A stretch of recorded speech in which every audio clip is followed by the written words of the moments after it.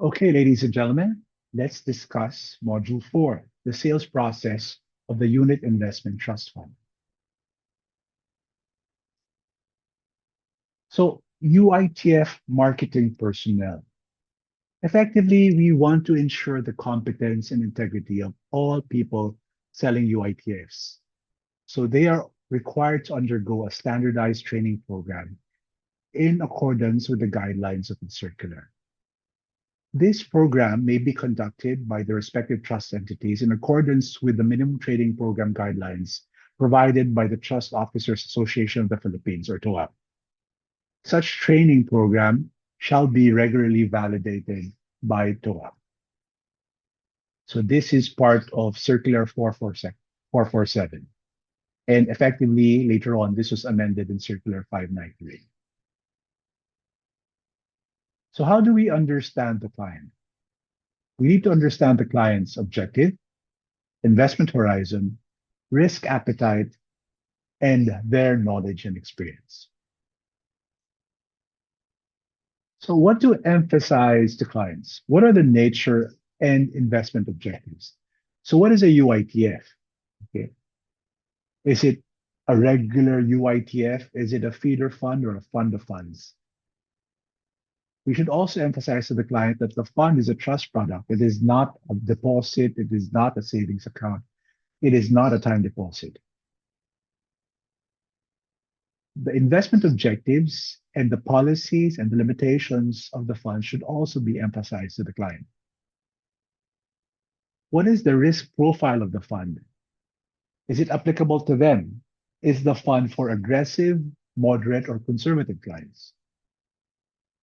What are the types of investment securities that will be purchased by the fund? Is it all in fixed income? Is it all in time deposits? Is it all in equities? So those things have to be emphasized to the clients. What is the base currency of the fund? Is the fund in pesos, dollars, euro, renminbi, or the like? Is there a holding period for the fund? Should the client hold on to the fund for 30 days, 15 days, 1 day? And if the client decides to pay out or redeem from the fund, what happens? Is there a penalty? So as mentioned, participation, admission, and redemption. Contributions are always through units of participation or units for UITFs. Each unit shall have a uniform right and privilege as compared to the other units of the same fund. So everything is equal, everything is pari passu. All subscriptions or investments into and redemptions shall be based on the prevailing NAVPO or current NAVPO of the fund. The trading frequency and the cutoff times for subscriptions and redemptions should also be known to the client. Does the fund accept subscriptions or redemptions up to 2, up to 3, only up to 12? What is the policy on NAVPO calculations, subscription, and redemption, and even suspension? What happens? I think one example of suspension was during the COVID pandemic. During that particular period, a lot of funds suspended the computation of their NAVPO simply because capital markets for, I believe, 1 week stopped operating. So there were no prices for equities, there were no prices for bonds. So for fixed income and equity UITFs, how could you value them if you didn't have a price? So these things should be included in the policy of suspension for NAVPO calculation. And, client suitability, it should first be conducted, but the risk profile of the client should first be determined prior to the admission to any fund or to any UITF.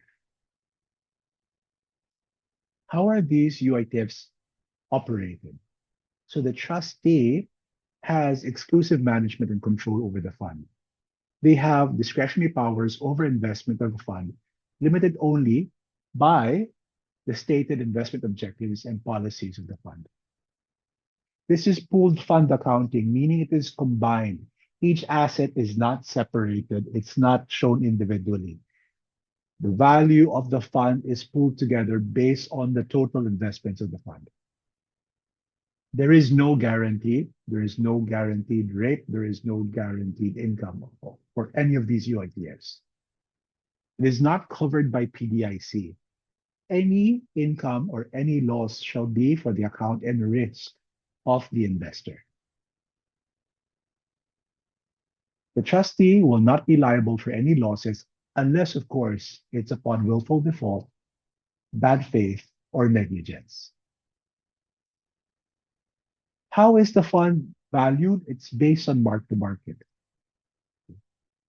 So it's based on current market prices, and there is a possibility of loss upon redemption, even if the underlying investments have not been sold. You should also incorporate the fees and expenses of the fund when valuing a fund. Feeder funds and fund of funds may be subject to higher fees because of the layered investment structure, since you're investing in an external fund, either locally or abroad. The trustee may charge the fund for other qualified expenses incurred by the management of the fund. These may include, but are not limited to, attorney's fees, custody fees, and audit fees. What are the other powers of the trustee? In the case of feeder funds and fund of funds, the trustee may change the target fund if the target fund is no longer complying with the requirements stated by the trustee. As mentioned earlier, the trustee may temporarily suspend NAPO calculations, subscriptions, and redemptions for stated reasons. What are the rights of participants? Participants can have a copy of the plan rules available upon their request. Usually these items are now on the website, but in the olden days, it was important if the participant went to the head office or went to the branch, they should be able to get a copy of the plan rules. The list of existing and prospective investments shall be made available to the participants. This is usually shown in the KIDS. And of course, the disclosure of risk through the risk disclosure statement. In terms of the rights of termination of the fund, everybody is equal. It's pari passu or pro rata. The fund or each fund shall be audited annually by an independent external auditor that is acceptable to the BSP.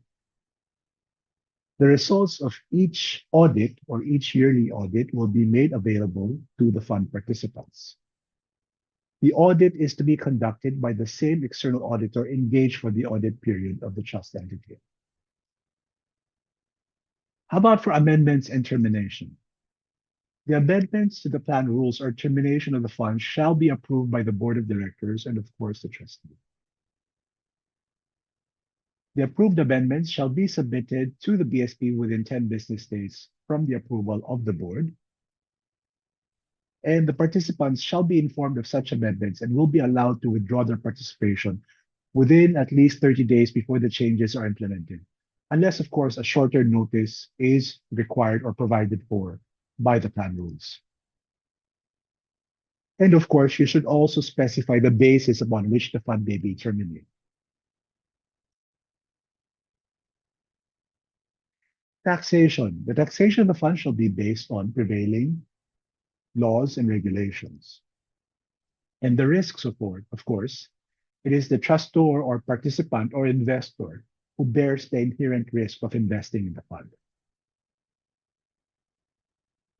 The declaration of trust, what is it? It is a written plan, or the plan rules in the form of a trust agreement.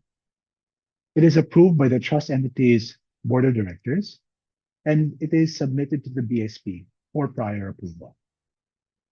The plan should be made available at the principal office or head office of the trustee for inspection by any person having any interest in the fund or by his or her authorized representative. What are the minimum elements of a declaration of trust? It should have the name of the fund, the product, the brand name. It should stipulate the investment objectives. It should stipulate the policies of the fund. What are the investment powers of the trustee? What is the unitized valuation methodology. Of course, it's pooled fund accounting. What are the terms and conditions governing the admission or redemption of units of participation? Meaning, up to what time can the client invest? Up to what time can the client redeem? What are the external audit requirements? In this case, they are bound to be audited annually. Who is the auditor? And what are the bases to terminate a plan? What could be a basis? Well, could be that the trustee no longer has access to the particular outlets, or the trustee has a similar fund and they want to collapse the fund into the two funds or three funds into one fund. And of course, it should include the trustee liability clause. What are the fees of the fund? Are they charging 1%, 2%, 1.5%? And what are the allowable charges? The custody fees, the audit fees, possibly the attorney's fees. What is the benchmark of the fund wherein the performance of the fund will be measured? And what are the other matters affecting the rights of participants in this particular plan? So when selling UITF, collateral or marketing collateral should clearly provide the name and classification of the fund. Meaning, is it a fixed income fund? Is it an equity fund? Is it a money market fund and the like? There should be a clear explanation or a layman's explanation of all the risks of investing in this particular UITF. It should state the administrative and marketing details, which may include but are not limited to the cutoff times. And what are all the charges made against the fund? It should always have a statement that the investment into the fund is not insured by the PDIC because it is not a deposit product. There should be an assessment of potential gains and losses, which incorporate risks, and an advisory that must state that clients should make their own assessment of the risks involved in investing in the fund or seek professional opinion if this will be necessary. So what are the do's and don'ts when selling UITFs? What are the do's? You should explain to UITFs, to clients that UITFs, on the other hand, have these particular features, right? You have to explain to the client that investing in a UITF has specific risks. You should carefully profile the client to ensure that they are investing in funds that are appropriate to them. What are the don'ts? Number one, they should not state that UITFs are deposit products because they are plainly not deposit products. Since these are not deposit products, you cannot guarantee a rate of return. You cannot guarantee a level of income. How do you classify clients? So some trustees have, 4, 5, 6, 7 ways to classify clients. But what are the basic ways of classifying clients? The first classification, is conservative. So what is a conservative client? The client wants to ensure that the principal is preserved at all times. You would prefer products with minimal risk and a relatively short-term investment horizon. So the outlet for this would be deposit products only. For moderate clients, they want a little bit higher returns, particularly higher than the regular deposit products. They should be aware that the higher return is accompanied by higher level of risk. So they want to expose the funds to a certain level of risk in consideration of higher returns. For the aggressive clients, the client wants capital to appreciate over time and is willing to accept higher risks, of course. These higher risks lead to more volatility and the potential for the loss of investment, the loss of capital in return for a potential higher long-term result. So what are the recommended investment holding periods for the different funds? So the money market funds, since these are less volatile, the minimum holding period for this is approximately 1 year. For the fixed income funds that are invested in bonds, notes, um, treasuries, for the shorter term or the intermediate term, the recommended holding period is 1 to 3 years. For the medium term funds, the holding period is the recommended holding period is roughly 3 to 5 years. Whereas for the longer term funds that are, duration 5 or more, the recommended holding period is 5 years or more. For multi-asset funds that have fixed income and equity exposure, the recommended investment holding period is 3 to 5 years. And for equity funds, it is recommended that clients hold on to their investments for 5 years or more. For feeder funds, since you are investing sometimes in funds that are managed abroad, it is also recommended that you hold on to these for about 3 to 5 years. So as you can see, ladies and gentlemen, the more aggressive the fund or the more volatile a fund can possibly be, the recommended holding period tends to be longer. And whereas, if a fund has less volatility, case in point, these money market funds, the holding period is a little bit shorter. For a fund of funds similar to feeder funds, the holding period is also recommended to be 3 to 5 years. How do you match the client to the right UITF product? You utilize something called SURE. So you factor in the suitability of each client with each type of UITF. So you look at the size or capability of the client to invest. Do they have enough funds to invest in the products that you are selling or recommending? Do they have liquidity? Do they need cash right now? If they do, then maybe you can recommend just money market funds. If they can invest in something that is long term, 3 to 5 years, then you have other options that you can sell to the client. Preferably, the more aggressive clients, clients who can invest in more aggressive funds have more funds. And those clients that have less liquidity would tend to invest in less volatile funds or less aggressive funds or more conservative funds. How about time horizon? When does the client need the cash? Do they need it 1 year from now, 2 years from now, 5 years from now, 10 years from now? So generally for horizon, again, clients with a longer term investment horizon could invest in more aggressive funds or can put their funds uh, in UITFs with longer term horizons.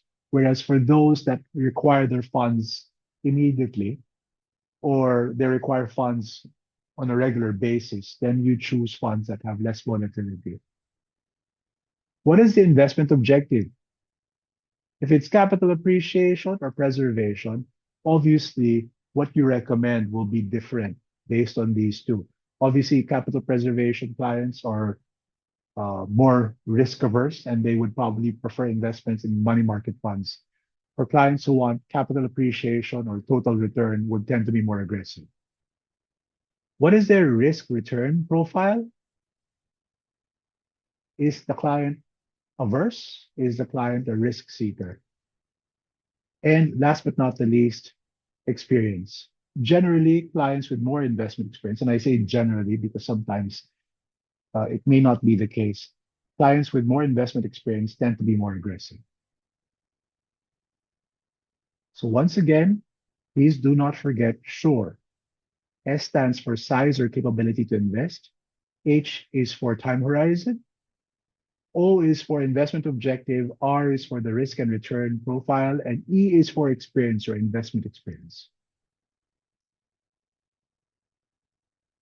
So client suitability. This form should be accomplished by the client prior to making any investments in any UITF. It's a guide for the salesman or any account officer to recommend products or outlets that would be suitable for the client. or that would fit the client. You preferably should be updating this at least every 3 years. Or if there's any change um, to anything about the client, if there's any change with regard to their investment objectives, their circumstances, or any requirements, this should be updated. What is an example of a change in circumstance or requirement? Well, if a client gets married, client has children, if a client has a child that is going to college, effectively that is a major change because it may require more funds or more liquid funds. So this has to be signed, the suitability form, to be clear, has to be signed by both the client and the certified UITF salesperson. If the client says, okay, I want to invest in a UITF with a higher risk profile compared to myself, the client needs to sign a waiver of his or her CSA profile so they can invest in a product that is more aggressive. Case in point, if I'm a client and it only says that I am moderate, but I want to invest in something that is aggressive. Maybe it's equity fund. So I do have to sign a waiver. I have to sign the waiver, have it sign it with any um, certified UITF salesman, and from there they can then make available to me that product with a higher risk profile. Only then can they make that product available to me. What is the key information in investment disclosure statement? The kids, okay, not the small ones you see ever so often in schools. This kids is different because the kids is a document intended to provide UITF participants with information and disclosures to better understand and compare UITFs offered by the different trust entities. So these information disclosures should contain the following in bold font. Again, the fund is not a deposit product. It is not insured by PDIC. There is no guarantee of returns, you know. And it should also state that when you are redeeming, the proceeds may be worth less than the original investment amount, and the losses shall be solely for the account of the client and not for the trustee. And the trustee is not liable for any loss, again, unless upon number one, willful default, bad faith, or gross negligence. So what are some investment strategies to help UITF clients? Firstly, you want to make sure that you diversify. You have portfolios with different risks and returns, and effectively you are not putting all your eggs in one basket. What is an example of diversification? Fixed income and equities, at least historically, not counting the times of the global crisis, they have, at least in the US, have a 0.08 correlation. So it's very low. So the expectation is that they will not move in tandem to each other. So when you purchase fixed income, the assumption there it does not move in line with equities. So if you have fixed income and equities, that is de facto diversification. You also use life cycle investing. So your programs take into consideration, how old the client is, because at each age you have different life stage needs. A younger individual would have different needs compared to a middle-aged or older individual, and thus the risk palettes will be very, very different. Another investment strategy is cost averaging, peso cost averaging, dollar cost averaging. So what happens here is that people invest the same fixed amount in the same investment over a period of time, because it is assumed that the price of that investment, or if you're investing in a fund, it fluctuates over time. So since you're investing, let's say every month or twice every month on your payday, it does not matter at what price you're coming in, but the assumption there is after a certain period of time, your returns, you'll be able to take advantage of the returns. And you also here do goals-based investing. So you have an investment strategy that focuses on meeting personal financial goals. What is an example of this? If you have a child that will go to college in 10 or 15 years, you make an investment that will mature in 10 or 15 years. And the assumption there is that it already increased in value, that you can use it for their college or for whatever purpose you may see fit. This is also similar to cash flow horizon matching. Again, you match coupons, dividends, and maturities to match the cash flows. What's a good example? You invest in a 10-year bond because your children is going to high school for 10 more years, is going to elementary and high school for 10 years. So at every point in time, what you're doing with the cash flow or the coupon is you're using that to pay for your son or daughter's tuition. So that's what you do for cash flow horizon matching. When hopefully by the time the investment matures, you can use it for their college tuition, for their car, whatever. Okay.